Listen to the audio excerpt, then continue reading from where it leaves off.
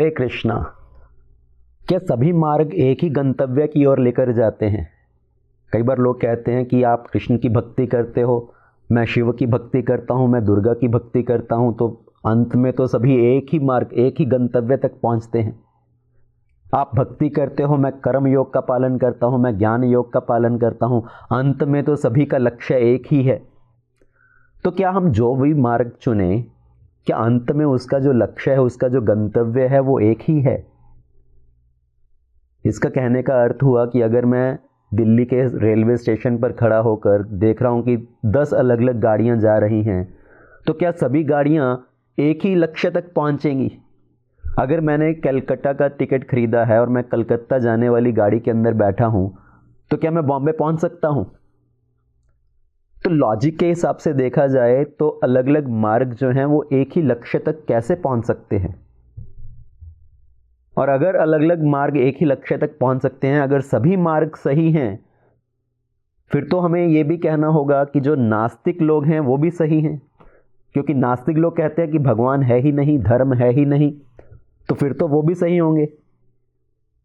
तो क्या सभी मार्ग एक ही लक्ष्य, एक ही गंतव्य तक पहुंचने में सहायता कर सकते हैं? अगर सभी मार्ग एक समान होते, यतो मत ततो पथ, मेरा जो मन है, मेरा जो विचार है वो भी सही है, आपका जो मन है, आपका जो विचार है वो भी सही है, अगर सभी लोग अपने मनमाने ढंग से काम करें और सोचें कि अंत में एक ही लक्ष्य प्राप्त होगा, तो फिर भगवान को ये सब शास्त्र देने की क्या आवश्यकता थी? भगवान को भगवत गीता का ज्ञान देने की क्या आवश्यकता थी?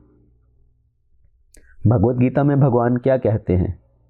भगवत गीता में 9वें अध्याय में, 9वें अध्याय के 23वें श्लोक में और 25वें श्लोक में भगवान बड़े साफ ढंग से ये बता रहे हैं कि अगर कोई किसी अन्य देवता की पूजा करता है तो वो उस देवता के पास जाएगा, और अगर कोई सभी अन्य अन्य देवताओं की पूजा कर भी रहे हैं तो अंत में वो मेरे पास पहुंचती है, पर वो अन्य देवताओं की पूजा करना वो गलत ढंग से मेरी पूजा कर रहे हैं।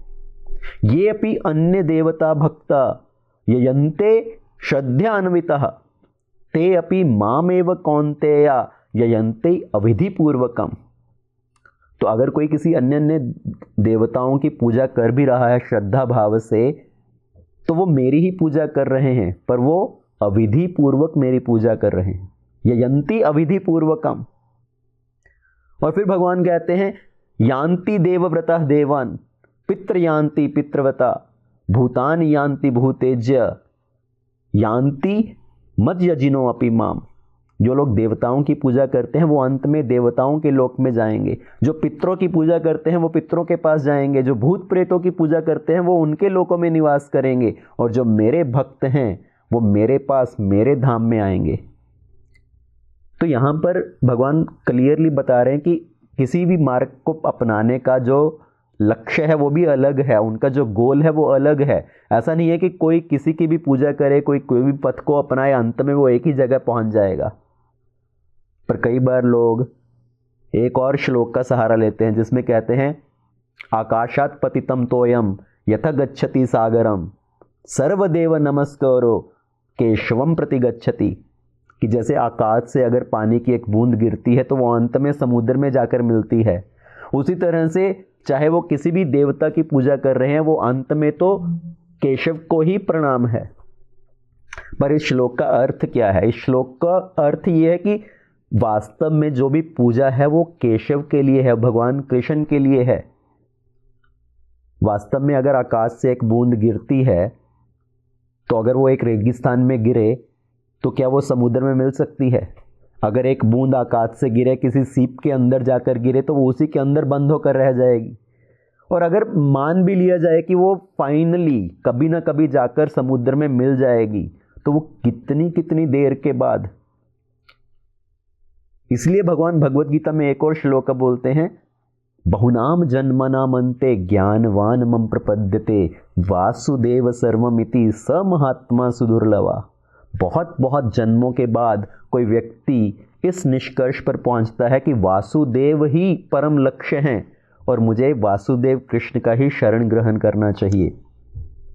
तो हाँ, अंत में बहुत सारे जन्मों में भटकने के बाद कभी ये पथ अपनाया, कभी वो पथ अपनाया, तो फाइनली हम उस बुद्धि पर पहुंचते हैं कि मुझे भगवान कृष्ण का शरण ग्रहण करना चाहिए, और अंत में वो भगवान के पास फिर पहुंचेगा।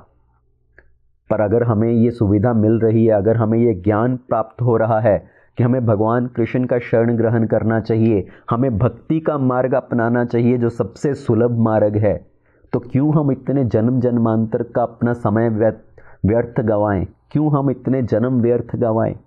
हमें चाहिए कि हम भगवान कृष्ण का शरण ग्रहण करें, बड़े ही सरल मार्ग के द्वारा, जो है भक्ति का मार्ग, भगवान के नाम जप का मार्ग।